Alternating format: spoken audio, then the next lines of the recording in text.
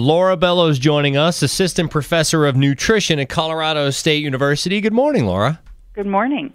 I saw that you're going to be conducting a very intense study in partnership with Colorado University. Tell us about that. So this is a childhood obesity study that's funded by USDA, the United States Department of Agriculture, that is focused on preschoolers and helping young kids and families establish healthy eating behaviors and physical activity behaviors early in life. Is childhood obesity a big problem? It is, and actually, a couple days ago, the Centers for Disease Control released the new obesity statistics, and it came out that Colorado is the leanest state in the country for adult obesity, even though it's still a problem. But for childhood obesity, we are in the middle of the pack. So we are at approximately 23rd in the nation for childhood obesity, and our rates continue to climb. So it's definitely a problem that needs to be addressed. What kind of issues does childhood obesity cause? Well, there's certainly the physical and health issues that come with carrying that weight, and the young kids who are obese tend to stay obese, and so that can lead into diabetes, heart disease, and those kind of things. But it also has an impact on psychological factors such as social isolation, bullying, and those kinds of things. So I think it's important that we try to stem the upward trend of obesity as early as we can. Laura Bellows joining us. She's an assistant professor of nutrition at Colorado State University and about to embark on a major study in partnership with Colorado University. Colorado State University is doing this one. Laura, what will you do to get this study underway? We're actually doing it out in the community, trying to do it in the real world and saying, here's what we know works. Work with the families to give them strategies that have shown they have an impact on behavior change. We're trying to get that actually into their daily lives and making those changes. So in essence, if we can get families to adopt our strategies, then we'll have an impact on improving their kids' healthy eating behaviors and activity patterns. So this study is going to be less of what's causing childhood obesity, what are the root causes, and more of, okay, we know what the causes are, but now we think these strategies will help people. Let's try to implement them and give them to use? Exactly. So taking it all the way to the end user and saying, here's how we can have an impact out in the lives of Coloradans. Do you have any of the simple strategies you may be recommending people use that you can share with us? It's really about focusing on enhancing parent-child interaction and how can parents play better with their kids so they set precedents. We're really focused on how positive parenting, making it easy and fun to introduce new foods, and playing with kids. So play is a big part of this? Yes. Play for adults plus kids.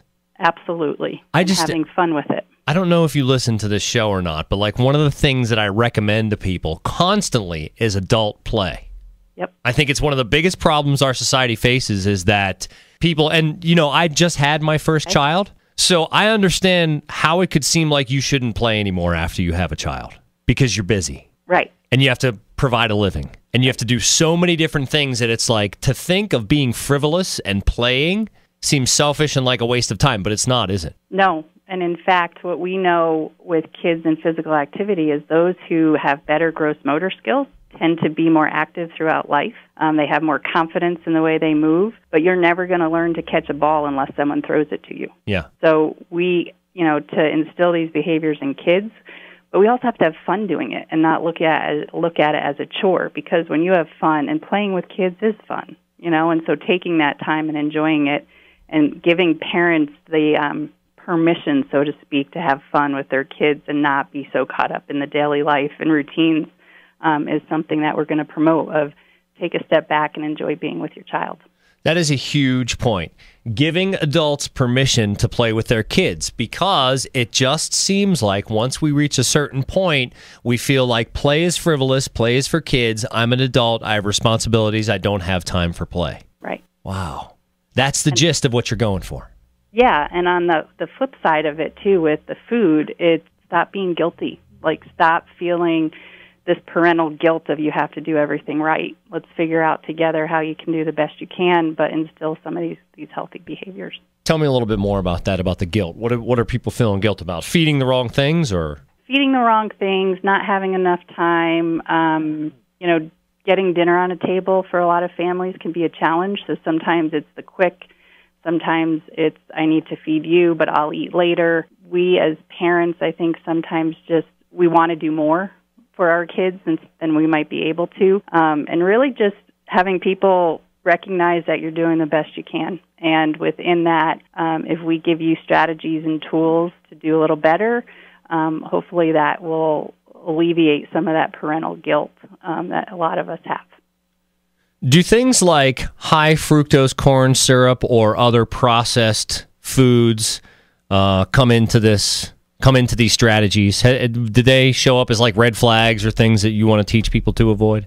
We do. I would say, my philosophy always is there's no good or bad foods, just bad quantities, and I think this goes into the guilt a little bit too. A lot of our messages tend to sometimes be this absolute, like don't eat this, have none of this. And then when you do eat it, you kind of have that little bit of guilt of, I know I shouldn't have, but I did. And so, we have a lot of processed foods and we have a lot of sugar-sweetened beverages with high fructose corn syrup. Certainly our message is going to be to limit those, but I think it would be overstating it to say that we have to completely revert someone's diet to something that they're not used to because it won't be sustainable.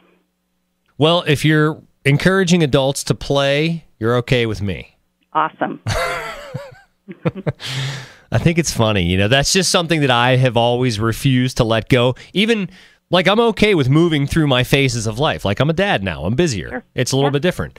But I'm not giving up play. I won't do it. I play a little bit less now, but I won't give it up. And I just feel like there's such an ethic in America where adults don't give themselves permission to play. And I think that it's fascinating that you guys may be turning it on its head.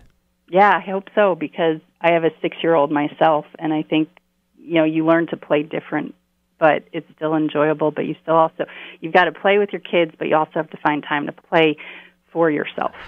I'm excited for you. I'm excited for this effort that you are about to embark on, and I think it's gonna help us a lot. So you got to be happy about that your job is allowing you to make society a better place. Yeah, it's a great job. I love it. Cool. Laura Bellows, best of luck with the effort. Keep us updated, okay?